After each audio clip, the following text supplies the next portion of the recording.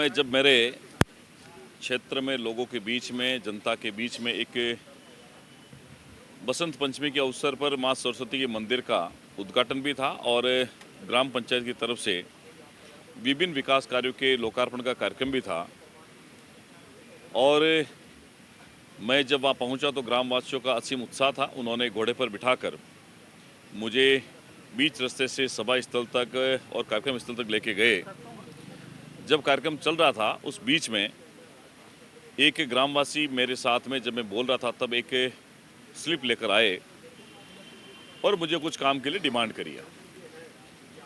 मैंने वो स्लिप लेते ही एक स्वाभाविक मजाक के अंदर उसको कहा, क्या पर्ची लेके आए हो क्या? तब उसने कहा था, हाँ मैं पर्ची लेके आया हूँ। तब मैंने सहज भाव में उसको कहा कि विपक्ष वाले ये कहते हैं कि जो वर्तमान भजनलाल शर्मा जी की सरकार है, बीजेपी सरकार है, वो पर्ची से चलती है, तो चलो आप भी हमें पर्ची दे दो, हम आपका काम कर देंगे।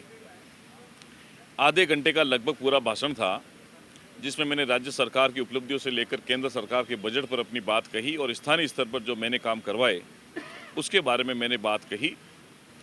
लेकिन उसके बाद आज जब मुझे पता लगा, उस मेरे भाषण में से कुछ जो मैंने उस पर्ची के बारे में उससे ग्रामवासी से बात की, उसको कट पेस्ट करके मीडिया में इस तरीके से एक 3 से 4 सेकंड का एक वीडियो वायरल करके ये बताया जा रहा है कि मैंने ये कहा कि सरकार पर्ची से चल रही है। मैं इसके बारे में इतना ही निवेदन करना चाहता हूं कि वर्तमान भजनलाल शर्मा जी की सरकार वो सरकार है जिन्होंने बीते 13 महीनों में राजस्थान में विकास के नए आयाम को राजस्थान की जनता के लिए स्थापित किया है।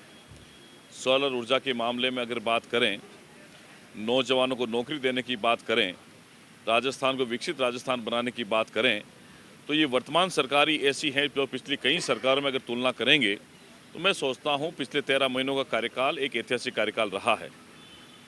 संकल्प पत्र के जो घोषणा पत्र हमारा है उसको नीतिगत दस्तावेज बनाकर उनको पूरा करने की बात से लेकर अब इस बार वर्ष 2025-26 के बजट की अगर हम लोग बात करें तो राजस्थान सरकार गरीबों की, मजदूरों की, युवाओं की, दलितों की और समाज के हर एक तबके को साथ लेकर आगे बढ़ने का काम कर रही है।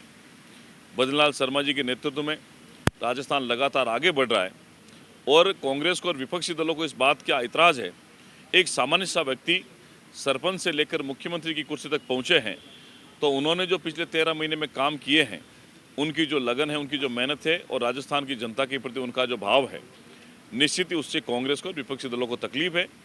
आने वाले 4 सालों में भी मुख्यमंत्री जी के नेतृत्व में वर्तमान राजस्थान सरकार ऐतिहासिक विकास के को गति देगी, विकासशील राजस्थान को विकसित राजस्थान बनाएगी और प्रधानमंत्री मोदी के सपनों का भारत राजस्थान भी बनाएंगे। जब हमारा प्रदेश से समर्थ होगा, सक्षम होगा, तभी हमारा देश सुरक्षित, सक्षम और समर्थ होगा।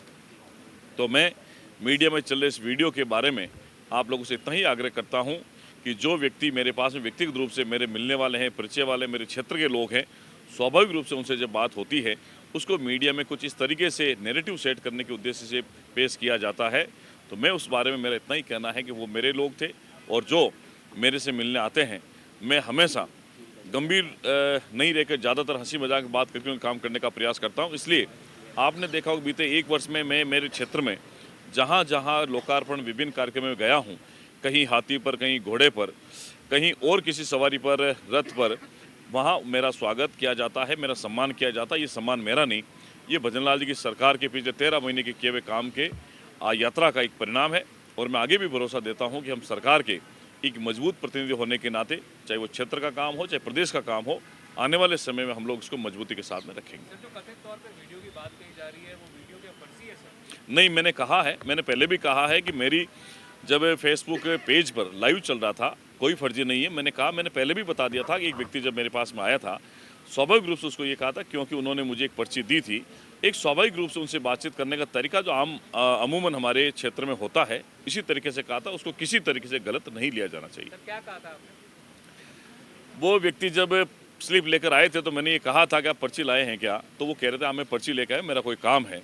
तो मैंने उनको कहा था कि भाई आप पर्ची दे दीजिए, हम आपका काम कर देंगे। क्योंकि विपक्ष वाले कहते हैं कि हमारी जो सरकार है पर्ची से चलती है, इसमें एतराज़ किस बात का है?